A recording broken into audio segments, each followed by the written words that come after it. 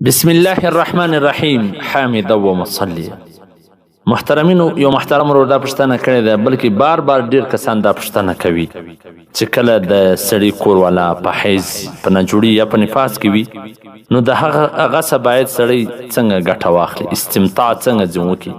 یعنې کولی شي چې دی د هغې په لاس سره ځان انزال کړي او د خپل خواهشات پوره کړي. محترمینو ګورئ، الله جل جلاله په خپل کلام کې فرمایي: يسألونك عن المحيض قل هو أذى فاعتزلوا النساء في المحيض ولا تقربوهن حتى يطهر. یعنی نږدې مه ورځئ تر څو چې هغه پاکه سوي نه وي.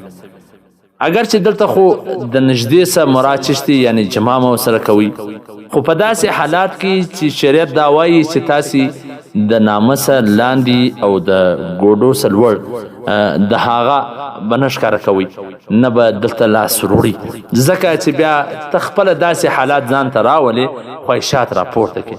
په داسې حالاتو کې باید داسې عمل نه وسي چې ستا خواهشات راپورته سي او بیا بېقراره سي. او علامه مفتي سید محمد سلمان منصور پرید په خپله فتاوا کتاب نوازل جلد نمبر 8 صفحه نمبر 554 هغه دا لیکلي دي چې په کار دا ده چې د شهوت ختمولو دپاره چې دی پر خپل شهوت باندې قابو پیدا کړي، نو دی روژې نیسي، ځکه بیا به دا مشکل ودته نه وي. په حواله سره د مشکات المصابیح صفحه نمبر 209.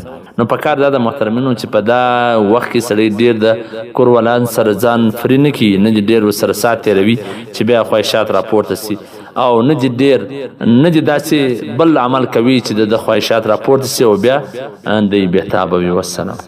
ستاسو د دیني او شرعي پوښتنو جوابونکی مولوي عبدالرحمن سمیم صاحب.